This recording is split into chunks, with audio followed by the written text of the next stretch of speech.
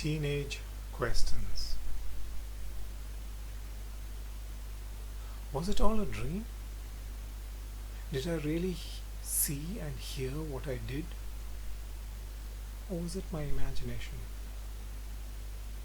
I don't feel any different, and that momentary exhilaration is being increasingly replaced with real and present turmoil. I must have dreamed the whole thing. But I would love to have a baby. But am I ready? And why would a nobody like me be chosen? I'm not special, and I do not want to be special. I want an ordinary life and an ordinary family. This is too extraordinary. I will be the subject of astonishment, or more likely, the object of ridicule. Who will believe me? Certainly not my mother. I can already taste the acid whip of her tongue. And my father? His stony silence and the shame in his eyes will hurt even more. He may even shout at my mother, sharpening her acid further. But to me, his silent hurt will pain me most deeply. And what about my fiancé? How can I be pregnant with a baby who is not his? Would he ever believe me that I have never been unfaithful, that no one has been or will ever be with me before him? How can any sane man accept my explanation? How can I explain this to myself? Am I going insane? Will my parents throw me out? Will the shame of an unwed daughter be too great to be reminded of every day? And if they do, how will I live? I know nothing other than my household chores, and no wife will hire a young maidservant of loose morals. Too much of a temptation for any man. That only leaves begging, or worse. What will I do? How will I survive? And if there is a baby, how can I look after him? I have always been provided food and shelter, however simple or sometimes sparse that provision has been. I do not know how to provide for myself, or, for that matter, for anyone else. Joseph was going to be my provider, and now I would have hurt the one person I was getting to depend on. I was learning to love him. Even before he knows of it, I can feel his pain, his anger, his shame.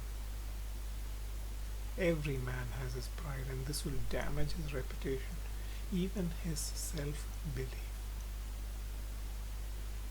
How can I do this to him? Should I pray and ask for this cup to be taken from me? Just in case it is real.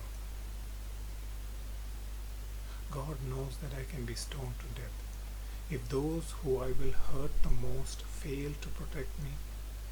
The priests and all those rule-bound men will seek harsh justice. I have seen this before. They justify their sentence of banishment or death as a lesson to all women.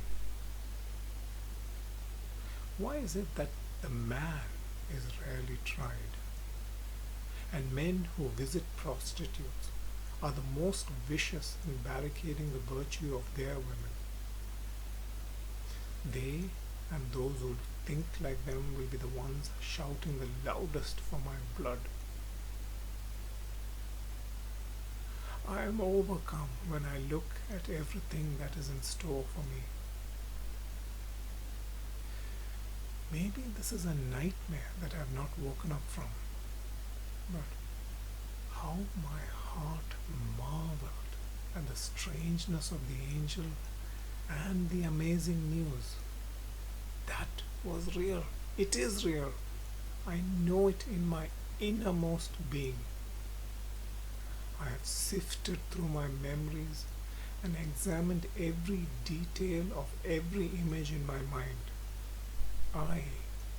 Even I, am going to be the mother of a prince.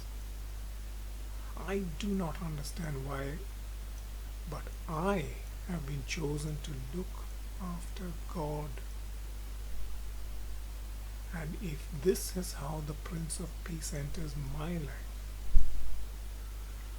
I wonder what other turmoil, what other betrayal and fear and pain I will be called to bear. Enough. I have to deal with the here and now. Forget the ifs and buts. If God trusts me enough to look after His Son, then He will look after me. He has to. I cannot allow myself to think any other way, or else my courage will fail me. Focus on Him. Look away from my fears, for He can meet my every need. Focus on this amazing news, the beginning of an adventure that will change the world. And I am a part of it. I may not be remembered. I may have to suffer shame and sorrow for the rest of my life. But I will put my heart and soul into loving this baby. I will take care of him. He will not fail because of me. Tomorrow, I will share my secret and I will face the consequences, whatever they may be. God be with me. Father, look after me. Walk with me until I learn how to walk with Thee. Amen.